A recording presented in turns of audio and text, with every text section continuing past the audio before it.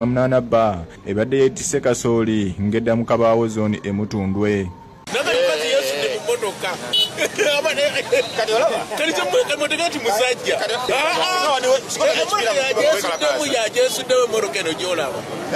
Ono alabiddwako ng'ali mipiira gya Tuleera nga yazirana olw'ebisago byafunye. Emmotoka ebadde eva eno ng'alinda bwana bali kusala buli obw'essomero. Ono n'asula obuntu bw'ebbali. Ono gwe batomedde n'ayingira ng'alinga ayagala okusala mu mmotoka. Ne twebuuza entuga omusajja agenda kuyita ku mmotoka. Naye musibirako omulundi gumu. Okusinziira ku kyendabye omuntu ono ate okuba anywedde ku mwenge ne yeesula bwessuzi mu mmotoka. Alaka ayina ebizibu. Alaga ayina ekyamunyiiza ne yeesulamu bwessuzi. Kuba n'emmotoka eraga temulinnye. Alaga ye ayina oba bizibu bye. Eningira gyayingiddemu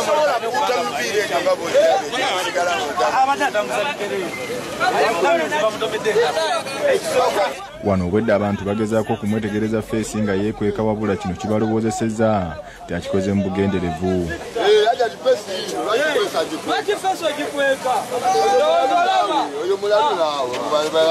Oluvannyuma poliisi ezze n'emugyawo n'emutwala emulago ng'okunoonyeza ekugenda mu maaso. Yudaaya Namyalo yakusakidde eggulire lino ku Lwabukedde TV. Ebikolwa eby'okwetuusaako obulabe si birungi singa oba olina ekizibu kirungi obulireko omuntu yenna gw'oba weesiga. Mu mawulire amalala abatuuze abasoba 10,000 boolekeddwa okufiirwa obulamu singa abakulembeze tebasitukiramu kubayamba ku mugga ogufuuse ekyambika.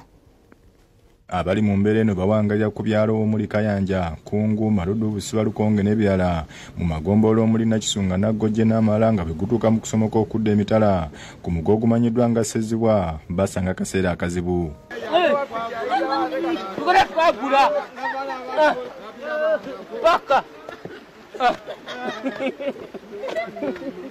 Bategeeza nti omugga guno gwabutuka mu mwaka gwa 2002 era ensonga zo ne bazitegeezaako minisita w'ebyentambula n'emirimu eyasitukiramu n'awa disitulikiti ebikozesebwa wabula mpaawo na kimu kyali kikoleddwa. Katumba Amala nga bwe yali ng'akyali minisita of state n'agujjako tumubuulira waba teyamanya tebaakola ne matiriyo gwe baateekawo baamuyoolawo.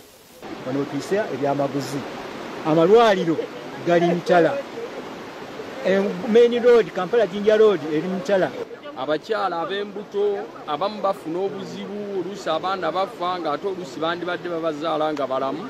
Bano balaba guli gutyo kwekolamu omulimu ne bawaddawaddako okutindira omugga guno wabula kati nga nabo kibasuseeko nga be bato kyetaaga amaanyi agasingako ku nsonga eno. Tetutindire ekkubo lino Bakaluba Mukasa n'agamba omumulondanga agenda kyasookerako kutundira kkubo. Ku myaka gyange nafuuka bebi. Era webandeeta wano nze nkwata ku miti bwenti tambula bwenti tebampisaako ku booda.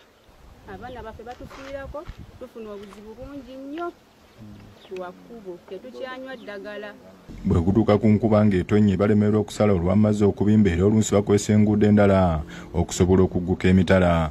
Ebinemesa okubeera nti mpisa wano nembyetolooze wala so nga tenalibadde mpita wano kumpi nesobola okubeera nti nkendeeza ku mafuta gano ga bbeeyi. Gavumenti tegukolangako tuzze tulwanagana nagwo nga kanisa gwamenyeka nga mutono enkuba egenze egugaziya.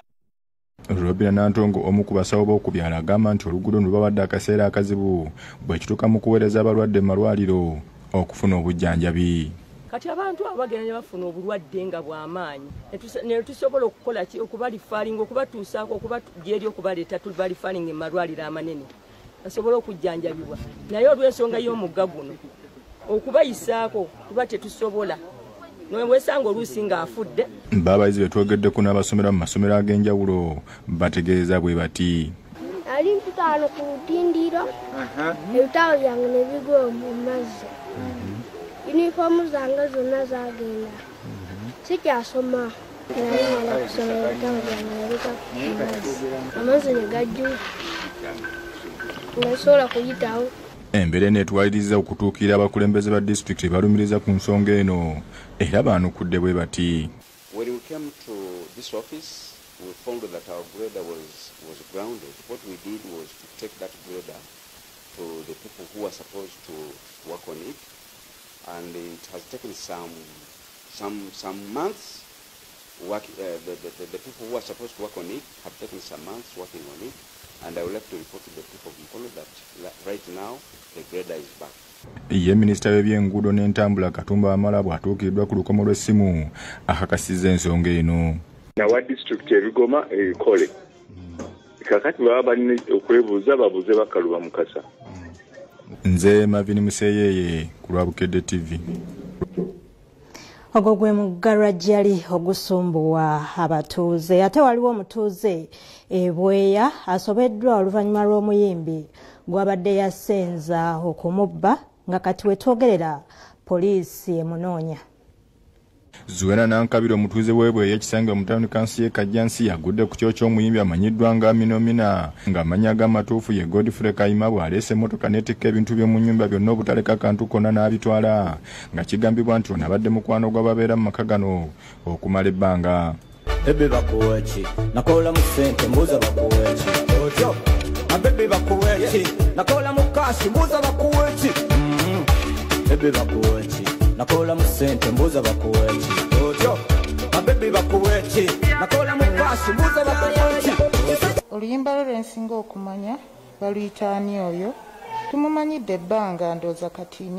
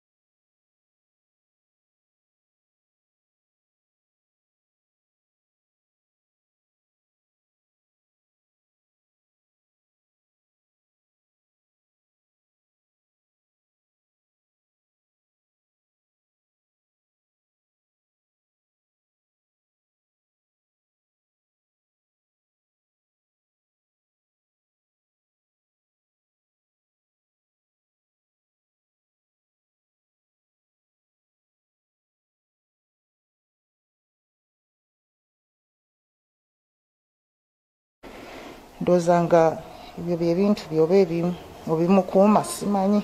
Wabulamu kwogerako n'omuyimbi ono ku lukomo lw'essimu asambaza ebimwogerwako. Waliwo omukyala bamuyita Zuwena yalooke ku poliisi akugulako omusango gwa theft.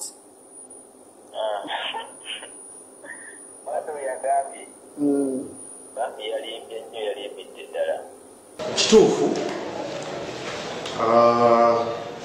mwami Kayima Waliwo Kayima Godfrey omuyimbi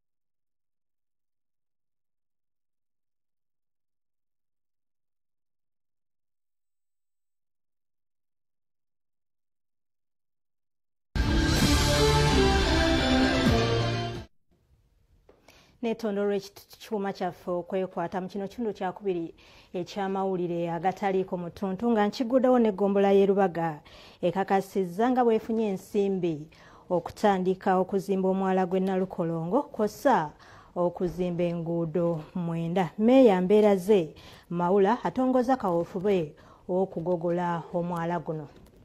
Oluvannyuma lw'enkuba ebadde etonnya ensangi zino emyala mingi zizibikidde ne kiviirako amazzi okwanjaala mu mayumba g'abatuuze b'e Lubaga.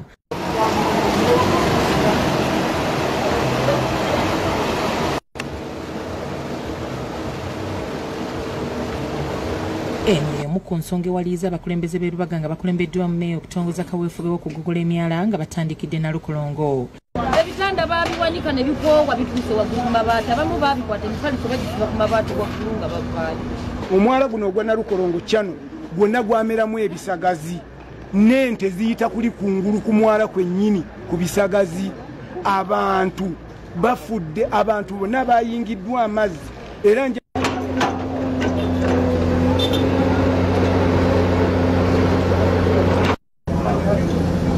guno omukisa okwebaza ennyo Lord Meeya n'olukiiko lwe okubanga bali mu kulembera olunaku lwa leero gogola Nalukolongo kyano. Meeya mbeera ze Zakebujja asinzidde n'alangirira nga bwe bafunye ensimbi ze bagenda okukozesa okuzimba omwala. Nalukolongo kyano essente zalabise ezigenda okuzimba omwala guno mu maaso eyo bali mu nteekateeka yakulaba ng'eki ekuzimbibwamu ate n'esente ez'okukozesebwamu twazifunye okuva mu gavumenti ya Bufalansa. So tulowooza nti n'enkola eno ejja kutuyamba okukyusa Lubaga yaffe, Lubaga efuuke ennungi. Okuzimba kye kisinga obulungi era kye kisingira ddala, naye at least okuba nga tekunnatuuka gubeerenga mugogole amazzi gasobole okuba nga gatambula kisingako. Bannange tweyanzizza nnyo bwe banaaba batubomoledde omwalo ogwo ku express ne bagukolako ekitundu nga bulijjo abalala bakola bo bafuuke mu maaso. Meeya asabye abatuuze abasula okumpi n'omwala guno okuwaayo ettaka lyabwe ku bwereere.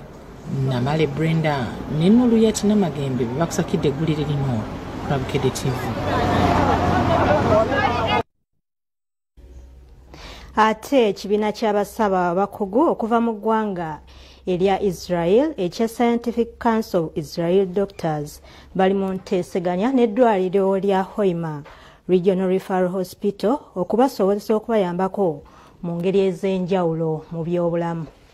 Ttiimu y'abakugu okuva mu ggwanga lya Israel nga bakulembeddwa mu Profesa Noah Kashta akulira ekibiina ekigatta abasawo mu ggwanga lya Israel ekya Scientific Council of Israel Doctors basinkanya abakulu b'eddwaliro eddene ery'e Hoima mu kibuga e Hoima. Main issue will be the mission of education and training, bilateral education, bilateral training. We can build a program of exchange of people, and it should work. This is, in my opinion, the most important thing. Enteekateeka z'okukwanaganya eddwaliro lino n'abasawo okuva mu ggwanga zivujjirirwa kampuni awawo omulimu gw'okuzimba ekisabo ky'ennyonyi ekya Hoima International ekya SPI International Holdings nga bayitamu BILU Uganda.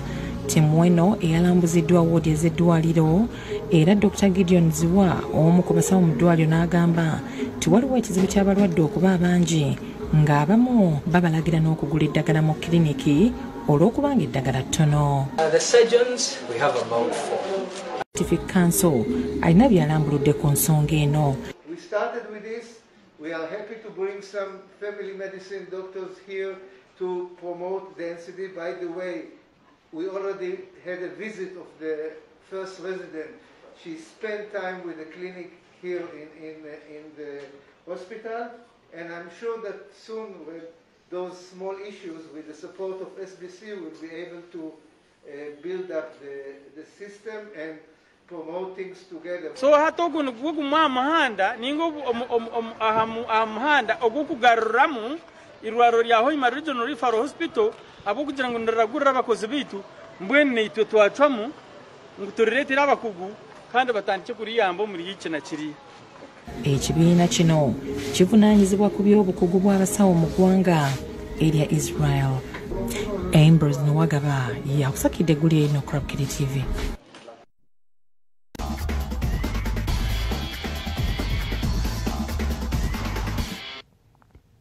webale kubeera ng'oli ku Bukedde TV1 atuba olunaku luno olwaleero gano ge gataliiko mu ntontonga ga byamizannyo yenze Mpagi Farid nga tutandikiddeko ku ttiimu y'eggwanga erya Uganda ey'omuzannyo gw'omupiira eya Uganda Cranes abataka mu kibuga Bengals wali mu ggwanga erya Libya era nga bano abagenze maaso n'okulabika nti nno bakuzannyayo emipiira egy'omukwano gye bagenda okubeera nga bazannya ne